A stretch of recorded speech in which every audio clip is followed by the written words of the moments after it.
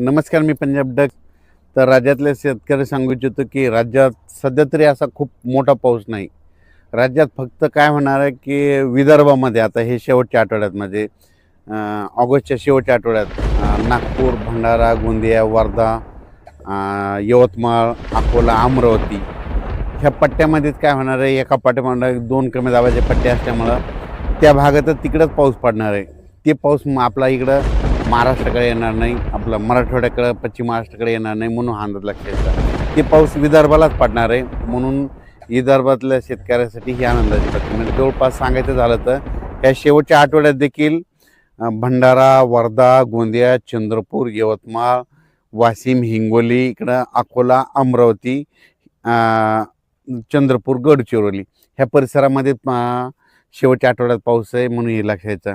मराठवाड्याची परिस्थिती जर बघितली तर मराठवाड्यामध्ये नांदेड जिल्हा, हिंगोली, लातूर, धाराशिव, बीड, जालना, संभाजीनगर या भागामध्ये मात्र खूप काय असा मोठा पाऊस पडणार नाही. म्हणून शेतकऱ्यांनी ज्यांच्याकडे पाण्याची व्यवस्था असेल तर तुम्ही तुमचं धन सुकत असेल तर तुम्ही तुमच्या पाण्याची व्यवस्था करू शकता.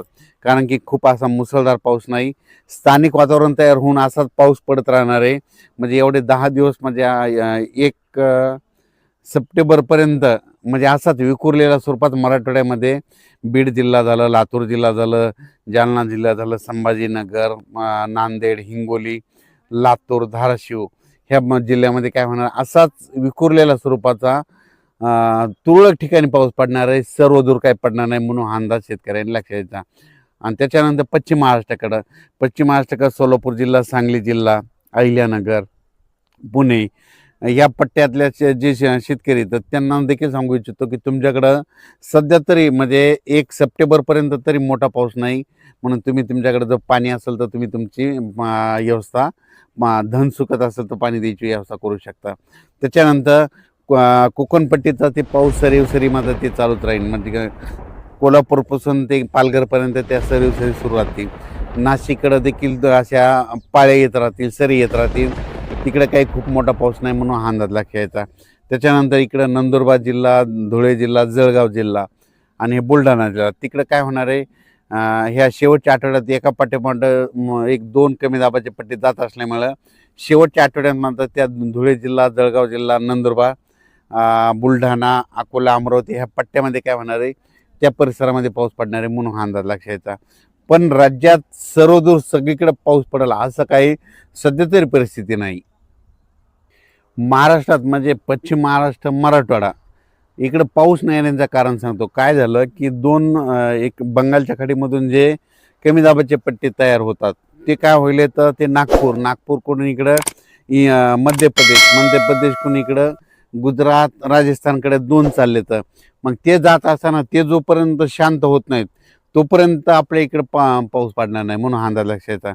तसेच आता देखील परत 2 कमी दाबाचे पट्टे आहेत, ते लो प्रेशर आहेत, ते जाणार आहेत. त्याच्यामुळे काय होणार आहे, ते विदर्भातच पाऊस पडणार आहे. मराठवाड्याकडं आणि पश्चिम महाराष्ट्राकडे खूप काही मोठा पाऊस पडणार नाही. स्थानिक वातावरण तयार होऊनच मराठवाड्यामध्ये 7 जिल्ह्यामध्ये असाच तुरळक भागात पाऊस पडणार आहे.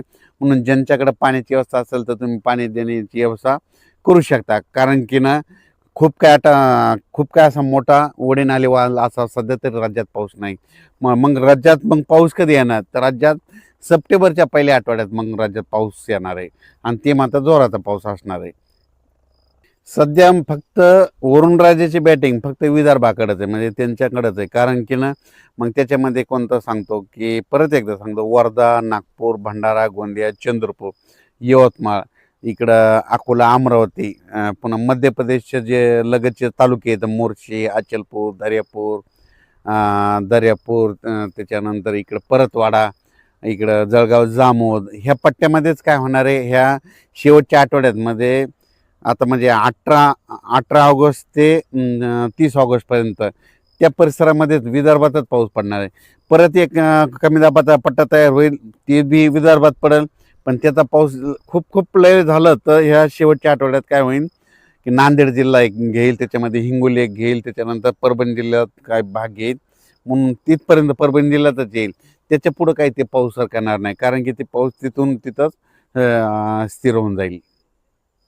राज्यात सध्या तरी खूप काही असा मोठा पाऊस नाही, कारण की ज्यांच्याकडे पाण्याची व्यवस्था असेल तर तुम्ही तुमचं पाण्याची व्यवस्था करू शकता. कारण की खूप असा पाऊस मुसळधार पाऊस पडणं, ओढे नाले वाहतील, तसा काही राज्यात सध्या पाऊस नाही म्हणून हा अंदाज लक्षात येतो.